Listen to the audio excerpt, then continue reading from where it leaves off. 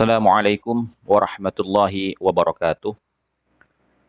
Kembali lagi kita di channel Gus Hasan Asy-Syarif. Kepada teman-temanku semua, para sahabat, para subscriber dan netizen yang budiman, alhamdulillah, bersyukur kita kehadirat Allah Subhanahu wa taala atas berkat limpahan rahmat, maghfirah, di mana Allah masih memberikan kesehatan jasmani dan rohani kita, sehingga kita bisa beraktivitas seperti hari-hari sebelumnya, dan mudah-mudahan dengan rasa syukur kita ini Allah terus memberikan kesehatan jasmani dan rohani kita sehingga kita terus bisa beraktivitas dalam beribadah dan membangun ketakwaan kepada Allah Subhanahu wa taala sampai ajal menjemput kita. Amin Allahumma amin. Baik teman-teman. Nah, beberapa bulan ini ya, kita itu dihebohkan dengan isu bahwasanya ada beberapa makam-makam palsu. Ada tanah kosong yang sebelumnya tidak dikenal dan tidak diketahui oleh masyarakat sekitar bahwa di situ ada makam yang dalam hal ini disebut dengan makam keramat, makam yang memang mestinya diziarahi oleh banyak orang. Tiba-tiba di tanah kosong itu muncullah makam-makam baru. Ada juga makam yang sudah ada, yang dikenal oleh masyarakat sekitar, tiba-tiba berubah namanya menjadi nama yang tidak dikenal oleh masyarakat sekitarnya, atau yang kita kenal dengan sebutan pemalsuan makam. Nah, ternyata yang menarik adalah pemalsuan makam ini, ya, itu memang sudah terjadi sejak zaman dahulu, bahkan bukan hanya di negara kita, gitu loh. Nah, menurut video yang akan kita lihat berikut ini, yaitu video dari Dr. Manahem Ali beserta dengan kawan-kawannya, beliau menjelaskan tentang sejarah masuknya orang Yahudi kembali ke tanah Palestina. Kemudian beliau itu berulah di situ, bahkan sampai ada makam ulama Libanon yang kebetulan hijrah ke Palestina dan meninggal di situ, kemudian diklaim sebagai makam rabi mereka atau makam leluhur mereka, gitu ya.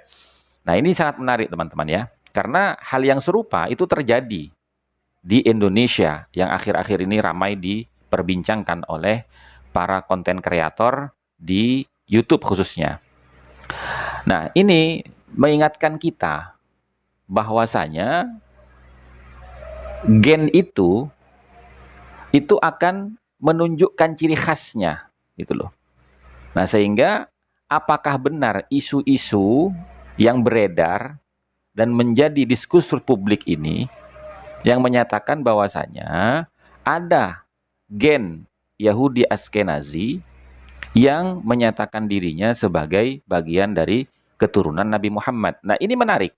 Karena apa? Karena Yahudi Askenazi itu leluhurnya, asal muasalnya bukan orang Yahudi, bukan Bani Israel, tapi orang Eropa, gitu loh. Kemudian karena dia memeluk agama Yahudi, karena saat itu sejarahnya ada dua kekuatan besar yang mereka khawatirkan. Yang pertama adalah kekuatan Imperium Persia, kemudian kekuatan Romawi, dan juga Islam saat itu. Nah, orang-orang Askenazi ini bingung mau ikut yang mana mereka ini, gitu loh. Nah, akhirnya singkat cerita ya, nanti kalau misalkan ada yang tidak benar informasi yang saya sampaikan, silakan diralat tentang sejarah Askenazi ini. Kemudian mereka memeluk agama Yahudi, gitu loh. Nah, setelah sekian lama mereka memeluk agama Yahudi ini, akhirnya mereka menyatakan diri sebagai keturunan Yahudi, padahal hanya pemeluknya saja. Seperti orang Jawa memeluk agama Islam kemudian mengaku dirinya bangsa Arab, seperti itu. Nah, itu memang sudah sering terjadi di zaman-zaman dahulu, gitu kan ya. Nah, apakah yang terjadi saat ini itu menunjukkan ciri khas gennya, gitu loh. Karena apa? Karena dalam istilah Islam itu ada istilah mafil aba fil abna. Jadi anak itu akan meniru sedikit banyak perilaku leluhurnya. Nah, untuk lebih jelasnya, mari kita lihat videonya Ustadz Manachem Ali. Dan sudah saya sediakan linknya di keterangan di bawah channel ini. Nah, mari kita sama-sama melihat dan menyimak pemaparan dari Dr. Manachem Ali. Jadi semakin padat akhirnya, sehingga yang terjadi apa? Semakin tidak nyaman, disitulah mulai akar terjadinya masalah. Nah, jadi 67 itu sudah mulai banyak yang terjadi migrasi, yang disebutnya dengan sebutan aliyah. Aliyah itu kembali ke tanah asal. Tapi sebetulnya secara harfiah itu naik. Aliyah itu naik sebenarnya. Oh, gini Ustadz, sebentar. Waktu mereka kembali, itu dia dikasih tanah gratis atau beli sebetulnya itu waktu Nah, sebetulnya mereka ketika kembali, itu ada yang membeli tanah setempat. Tapi lama-lama bukan hanya membeli, tapi merampas. Nah, kenapa terjadi perampasan itu? Karena pada tahun 48, tadi kan mereka mulai awal mengungsi, itu tahun 46. 48 baru dideklarasikan terjadinya negara Israel, kemerdekaan Israel. Disitulah mulai berkuasa dan melakukan perampasan-perampasan. Nah, sampai pada akhirnya perampasan-perampasan itu semakin memuncak karena terjadi perang besar pada tahun 67. 67.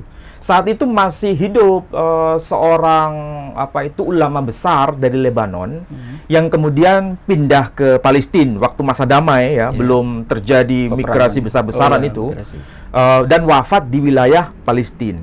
Tapi kemudian terjadilah pengubahan ketika beliau wafat, kuburannya diganti.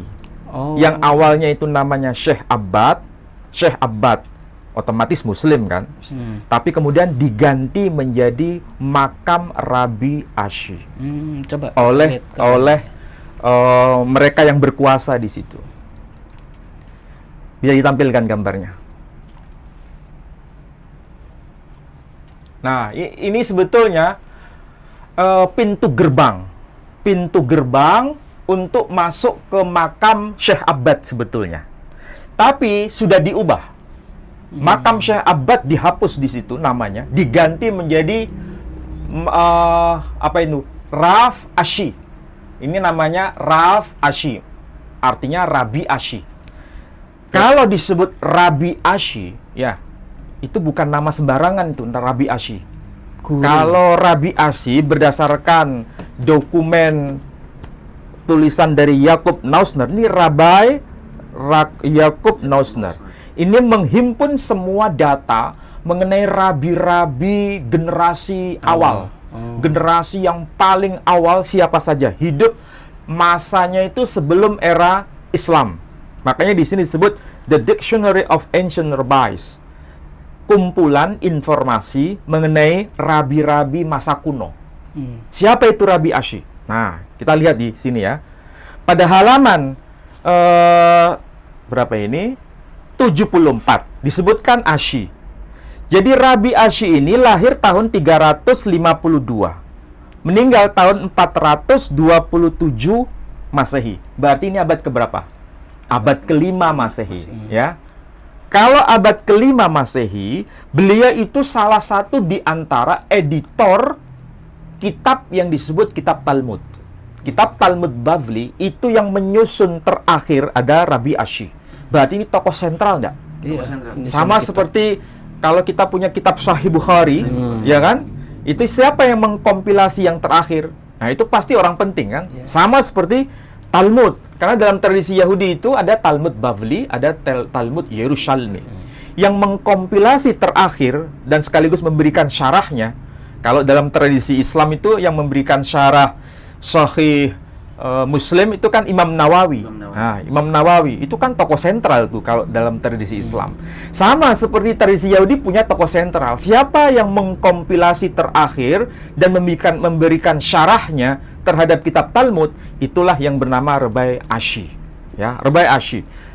Saya ulangi lagi, beliau lahir tahun 352 Masehi, meninggal tahun 427 Masehi. Berarti ini abad kelima. Pertanyaannya, kalau ini diklaim makam ini sebagai makam Rabi Asy, mana yang lebih kuat? Klaim umat Islam atau klaim orang Yahudi? Klaim Yahudi. Saya tanya ulang.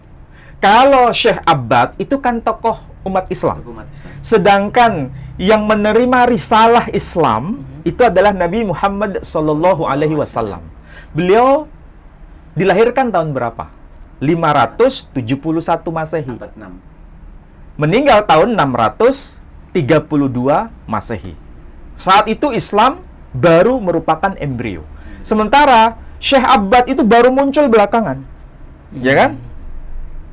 Dan itu menjadi warisan kaum Muslim di Palestina. Adalah tokoh sentral di Palestina. Tetapi karena itu diakui sebagai makam Rabi Asy, kira-kira mana yang lebih valid menurut dokumen data Yahudi? Menurut data Yahudi? Lebih tua mana kalau dibandingkan dengan data Yahudi? Ya, lebih tua data Yahudi. Data Yahudi, karena argumentasinya ini makam Rabi Asy. Sebelum munculnya Nabi Muhammad kan? Karena sebelum munculnya Nabi Muhammad Sallallahu Alaihi Wasallam. Berarti belum ada Islam. Iya. Padahal ini sebetulnya makamnya Syekh Abbad. Kenapa bisa begitu? Kira-kira apa sebabnya? Enggak, maksudnya maaf tapi interupsi sedikit. Ini tadi tapi terverifikasi ya, memang itu makamnya Syekh Abbad ya. Itu sudah ada. Memang terverifikasi bahwa itu adalah makamnya Syekh Abbad. Karena beliau wafat di kawasan tanah Palestina. Dan waktu itu sudah masyhur bahwa itu adalah makam beliau sebelum tahun 67. Setelah tahun 67, ada seorang tokoh rabi yang bernama Mordekhai, seorang tokoh spiritual, Rabi Mordekhai, yang kemudian mengklaim dengan mukasyafahnya bahwa itu adalah makam Rabi Asy. Pada saat tahun setelah 67 itu baru kemudian diklaim dan dibuatkan tanda bahwa ini adalah makam Rabi Asy. Sehingga makamnya itu terbelah dua. Makamnya itu. Perbatasan soalnya dengan Lebanon ya. Iya, jadi sebagian masuk wilayah Lebanon, sebagian masuk wilayah Israel dari wilayah Palestina yang direbut. Wilayah Israel karena diambil dari wilayah Palestina. Gambar ini makamnya terbelah ini. Terbelah dua. Jadi ini yang di luar ya, ini masuk kawasan Lebanon. Yang di dalam yang dipisah oleh apa ini? Pagar ini itu lebih luas kawasannya. Jadi ini makam dibelah dua. Tetapi ini diklaim sebagai nama Rabi Asy. Tulisan Syekh Abbad di sini dihilangkan. Dihilangkan. Tapi untuk orang Libanon sendiri masih percaya ini. Ya, masih percaya. Makam Syekh Abbad. Sebagai makam Syekh Abbad. Orang Palestina juga mengaku ini sebagai makam Syekh Abbad. Tapi mereka nggak bisa ke sini karena sudah dibuatkan pagar bahwa ini adalah makam Rabi Asy. Nah, demikian ya teman-teman. Setelah sama-sama kita menyimak pemaparan dari Dr. Manahem Ali tentang sejarah berdirinya negara Israel dan bagaimana mereka itu melakukan pembelokan-pembelokan sejarah, juga pemalsuan-pemalsuan makam, yang memang itu adalah makam orang-orang Islam sebelum adanya negara Israel. Jadi, di sini kita bisa lebih mempelajari karakteristik orang-orang Zionis Israel itu seperti apa. Di mana diceritakan oleh banyak para ulama itu bahwasanya orang-orang Bani Israel itu, khususnya orang-orang Yahudi, itu memang suka membuat cerita-cerita khurafat, cerita-cerita tahayul yang di luar nalar dan tidak bisa terkonfirmasi oleh semua disiplin keilmuan yang berkaitan dengan cerita-cerita tersebut.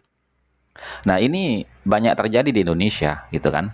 Seperti yang banyak kita lihat yang diulas oleh para konten kreator di video-video YouTube.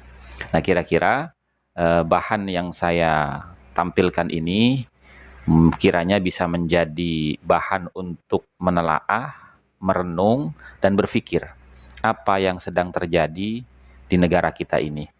Mudah-mudahan Indonesia, Allah memberikan pengawasan, Allah menjaga, memelihara kedaulatan negara yang kita cintai ini.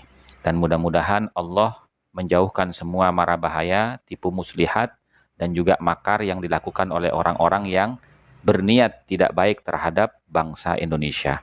Demikian dari saya, mudah-mudahan bermanfaat dan mendatangkan barokah fid dini wa dunya wal akhirah. Akhirul kalam, wallahu a'lam bissawab. Assalamualaikum warahmatullahi wabarakatuh.